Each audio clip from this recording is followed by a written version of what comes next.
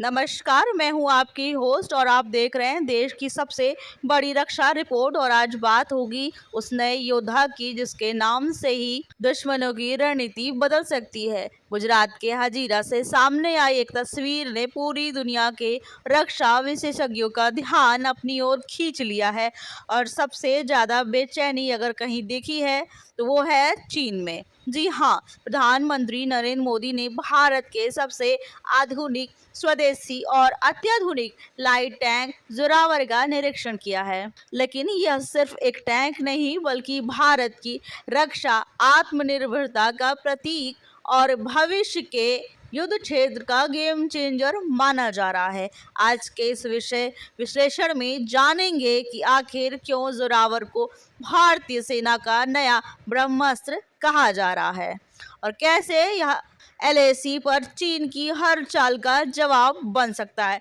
दरअसल सूरत के पास स्थित हजीरा में एलएनटीडी का रक्षा उत्पादन केंद्र आज भारत की स्वदेशी ताकत का नया केंद्र बन चुका है। इसी परिसर से पहले के 9 वज्र हॉविट्जर सेना को मिला था और अब देश को मिलने जा रहा है जोरावर जैसा अत्याधुनिक लाइट टैंक। प्रधानमंत्री मोदी का स्वयं इस परियोजना का निरीक्षण करना इस बात का स्पष्ट संकेत है कि सरकार रक्षा क्षेत्र में आत्मनिर्भर भारत के विजन को सर्वोच्च प्राथमिकता दे रही है।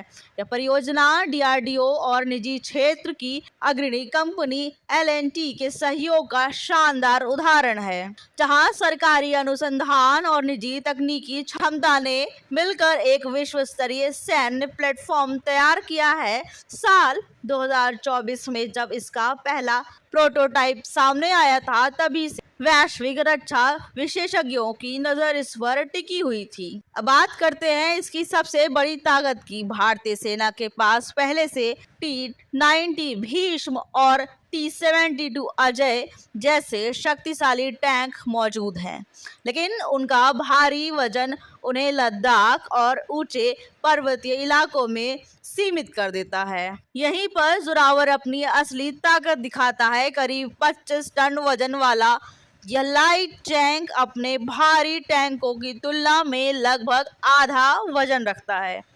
यही वजह है कि इसे C-17 ग्लोब मास्टर जैसे रणनीतिक विमान के जरिए बेहद कम समय में लद्दाख, सिक्किम या किसी भी संवेदनशील मोर्चे पर एयरलिफ्ट किया जा सकता है।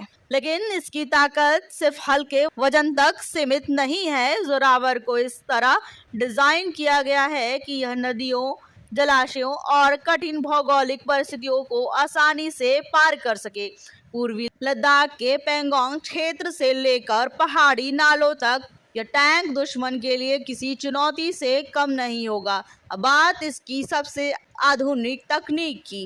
जोरावर केवल स्टील का ढांचा नहीं बल्कि आर्टिफिशियल इंटेलिजेंस से लैस एक स्मार्ट कॉम्बैट सिस्टम है। इसमें आधुनिक सेंसर, डिजिटल कम्युनिकेशन नेटवर्क और भविष्य की युद्ध आवश्यकताओं के अनुरूप ड्रोन इंटीग्रेशन की क्षमता दी गई है। यानी टैंक के अंदर बैठा कमांडर ड्रोन के जरिए कई किलोमीटर दूर दुश्मन की गतिविधियों पर नजर रख सकता है और सटीक हमला कर सकता है।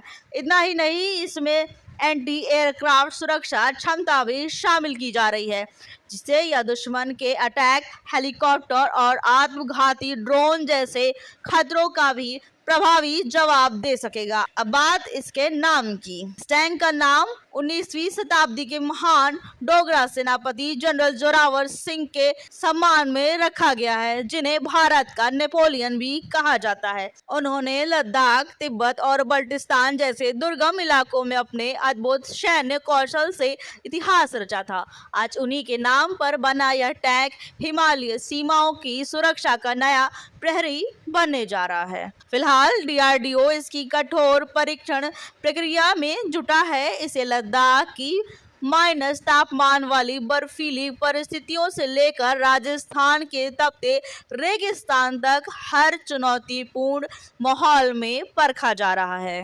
भारतीय सेना की योजना के अनुसार वर्ष 2027 तक 59 जोरावर टैंकों की पहली खेप मिलने की उम्मीद है, जबकि भविष्य में सेना को कुल 354 लाइट टैंकों की आवश्यकता बताई जा रही है। रक्षा विशेषज्ञों का मानना है कि यह परियोजना न केवल भारत की सीमाओं को और मजबूत करेगी, बल्कि आने वाले समय में मित्र देशों को रक्षा निर्यात के क्षेत्र में भी भारत के लिए नए अवसर खोलेगी। प्रधानमंत्री मोदी का यह दौरा एक स्पष्ट संदेश देता है कि भारत अब अपनी सुरक्षा जरूरतों के लिए किसी विदेशी तकनीक पर निर्भर रहने वाला देश नहीं, बल्कि दुनिया को आधुनिक रक्षा प्रणाली उपलब्ध कराने वाला राष्ट्र बनने की दिशा में तेजी से आगे बढ़ रहा है।